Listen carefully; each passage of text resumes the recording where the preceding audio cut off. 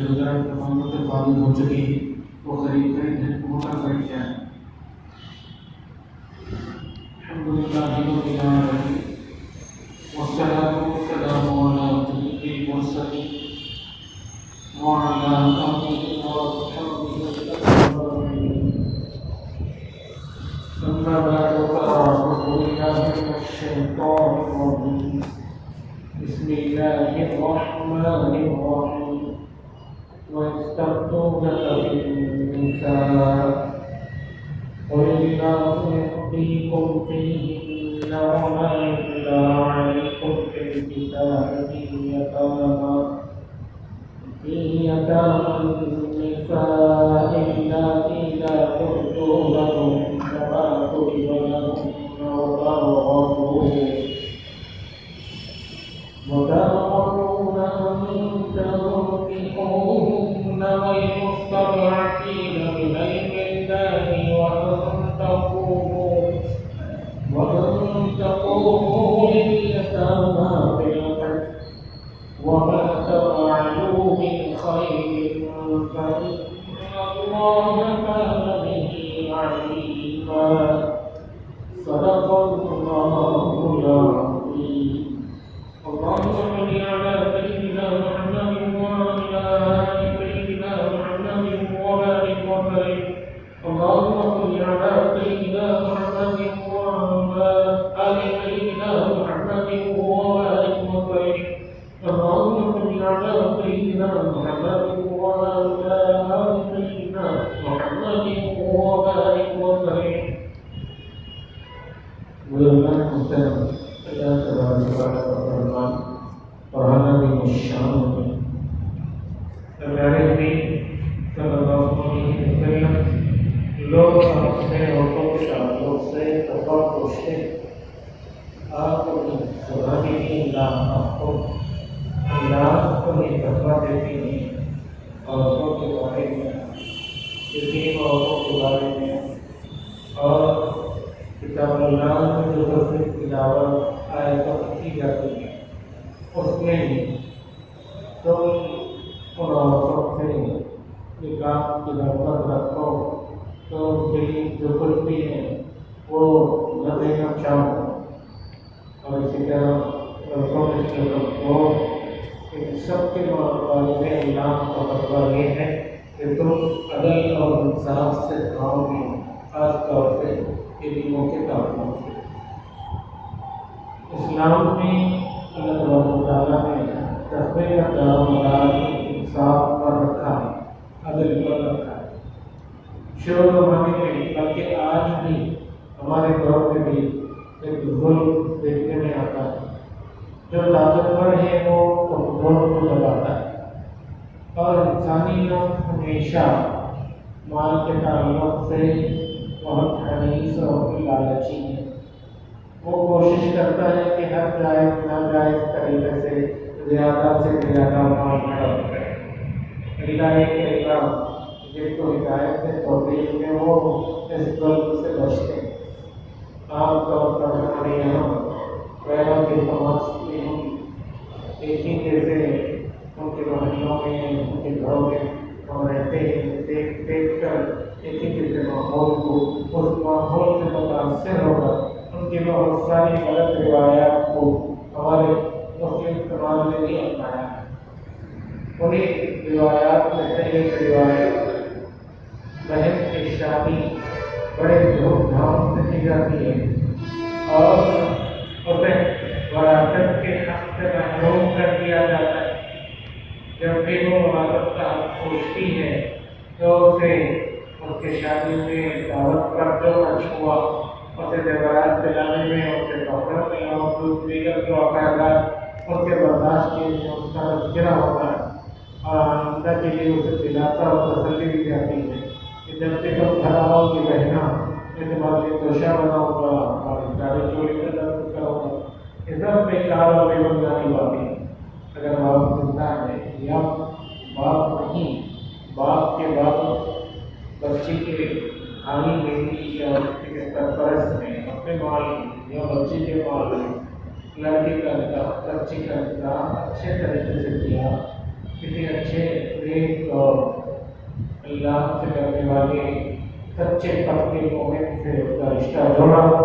اور پھر اس پر اس نے اپنی وسعت اور اپنی طاقت کے بقدر کھانا بھی کھلایا، دعوت بھی کی، لڑکی کو زیورات بھی دی، تو یہ سب اس دن کی بات ہوگی، یہ ان کے اوپر اس دن کا ایک احسان ہو گیا۔ زیورات تحفہ، بچے کی شادی کرنا تو بچی کا حق ہے، بیٹی بن کر وہ باپ کے ہاتھوں سے نکالنے جاتی ہے تو باپ کا تو حق ہے، اور اگر بھائی ایسے بہن کا کچھ کا چڑھاتا ہے تو باپ کے برابر بھائی کو بھی اجر ملے گا۔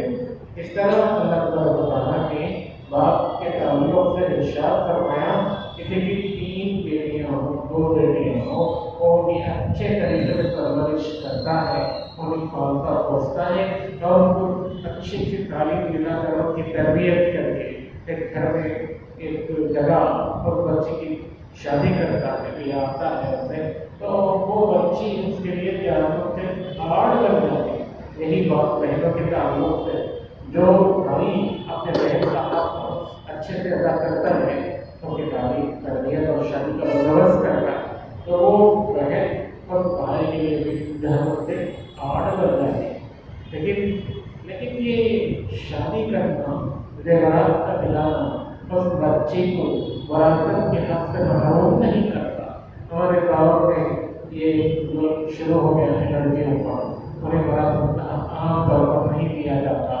جب بھی وہ وراثت کا حق پوچھتی ہیں تو انہیں تانا دیا جاتا ہے، میری شادی میں تو اتنا خرچہ آیا تھا، باپ نے تمہیں اتنے زیورات دلوائے تھے، اور کیا حق ملنا ہے، نہ ہو گیا۔ وہ سب تو تحفہ شمار ہو، ان کا وراثت سے کچھ لینا دینا نہیں۔ جب بھی وراثت کی تقسیم ہوگی تو برابر لڑکی کا حق اسے اس کے حصے سے دیا جانا چاہیے۔ بزرگان محترم، اس آیت کریمہ میں اللہ تبارک و تعالیٰ اور دور کے مومن مردوں سے حکم دے رہے ہیں، یہ صرف ان کے لیے نہیں بلکہ ہمارے لیے بھی حکم ہے، اور یا یتیموں کی یا کمزوروں کے کچھ حقوق کی پوری ادا کرنا ہے۔ مرد کی سرپرستی میں کوئی یتیم عورت ہے تو وہ اس کے مال کا بھی سرپرست ہوتا ہے، اس کا خیال ہوتا ہے اگر وہ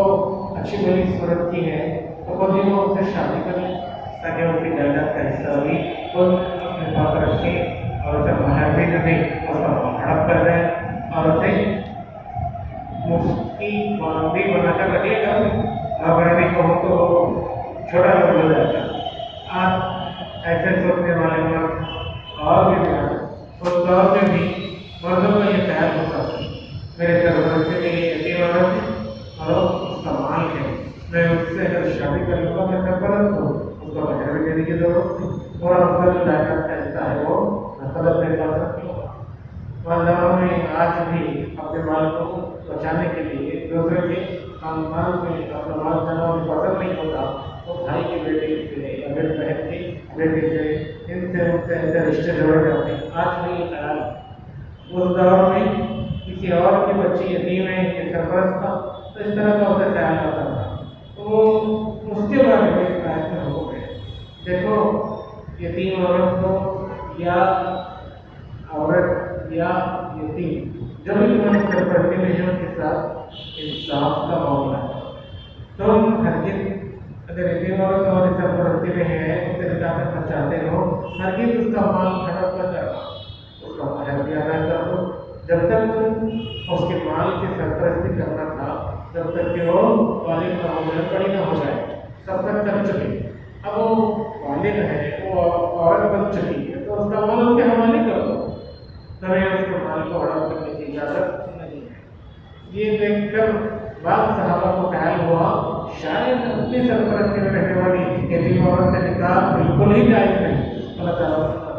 اپنے شریعت مطہرہ میں اس کی اجازت فرماتے ہوئے اعلان کرتے ہیں، اس یتیم بچے کے لیے، اس عورت کے لیے کیا بہتر ہے سوچو۔ اگر اس کے لیے بہتر یہ ہے کہ تمہارے نکاح میں رہے، ان کو صرف اچھے سے سمجھ چکے ہوں تو اس کے لیے ہمدرد ہو، اگر ان کی دوسری جگہ شادی میں جائے گی، ان کی بیاہی دوسری جگہ ہوگی تو اس کو تکلیف ہوگی، اسے اذیت سے گزرنا پڑے گا، اس طرح کا تمہیں ڈر ہے تو پھر تم خود اپنے مقابلے سے گئے، اور اگر ایسا نہیں تو پھر اس کو دوسرے جگہ شادی کے اندر تو خیر کو مشکل ہو تو اس کی شادی دوسرے جگہ کرا۔ ہر چیز میں یہی اثر ہے،